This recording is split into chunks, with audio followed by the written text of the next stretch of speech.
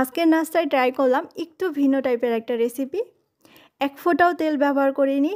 আমি ভাবতেও পারিনি যে এটা খেতে এতটা মজার হবে। খুবই ভালো লেগেছে, আপনারাও ট্রাই করতে পারেন। রেসিপিও কিন্তু অনেক সহজ। একটা বাটিতে নিয়ে নিচ্ছি হাফ কাপ পরিমাণে কুসুম গরম তরল দুধ। ইস্ট দিচ্ছি হাফ চা চামচ। অবশ্যই চেষ্টা করবেন ভালো মানের ইনস্ট্যান্ট ইস্ট নেওয়ার জন্য, কেননা ইস্টের উপরেই কিন্তু ডিপেন্ড করে এই টাইপের রেসিপিগুলো।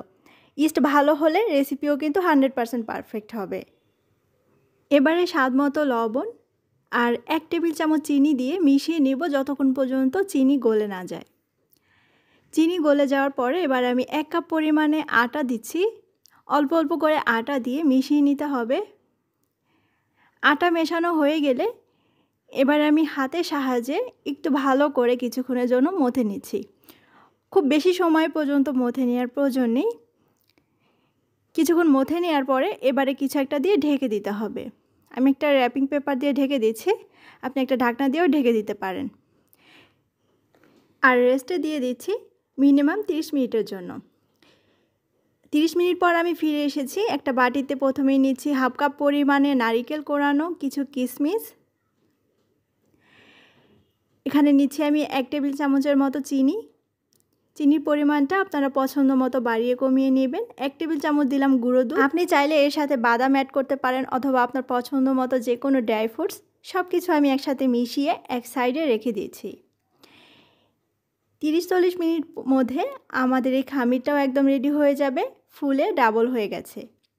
এবারে আমি ভিতরের বাতাসটা বের করে 4 ভাগে ভাগ করে নিলাম। আটার এই খামির অনেকটাই নরম হওয়ার কারণে হাতে সামান্য পরিমাণে আটা বা ময়দা লাগিয়ে নিতে হবে। আর হাতে এভাবে করে চেপে চেপে আমি একটা ছোট রুটির মতো করে বানিয়ে নিলাম। এর মাঝের দিকে এবার নারিকেলের পুর দিয়ে দিচ্ছি। পরিমাণ মতো নারিকেলের পুর দিয়ে এবার মুখটা বন্ধ করে দিব। আপনার যখনই মনে হবে যে অনেক আঠালো আঠালো লাগছে তখনই হাতে একটু আটা বা ময়দা লাগিয়ে নেবেন, তাহলেই হবে। এবারে খুব আলতোভাবে একটু চেপে চেপে দিচ্ছি। দেখতে পাচ্ছেন এটা কত সুন্দরভাবে হয়ে গেল। আমি বাকিগুলো এভাবে করে তৈরি করে নিলাম। এবারে প্যান হালকা গরম করে নিয়েছি আর তারপরে একটা একটা করে দিয়ে দিচ্ছি। তারপরে ঢাকনা দিয়ে ঢেকে রাখবো 5-7 মিনিটের জন্য। আর চুলার আঁচ অবশ্যই লোতে রাখবেন, তা না হলে নিচ দিয়ে অনেকটা ডার্ক হয়ে যেতে পারে।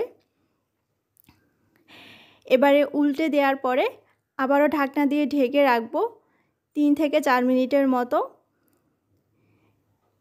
একদমই রেডি। এবারে আমি এগুলো নামিয়ে নিচ্ছি। খুবই সফট হয়েছে আর ভিতরটাও দেখিয়ে দিচ্ছি কেমন হলো। ছোট থেকে বড় সবাই দেখবেন ভীষণ পছন্দ করবে। খেতে সত্যিই অনেক মজার। আশা করছি আমার আজকের রেসিপি আপনাদের ভালো লেগেছে।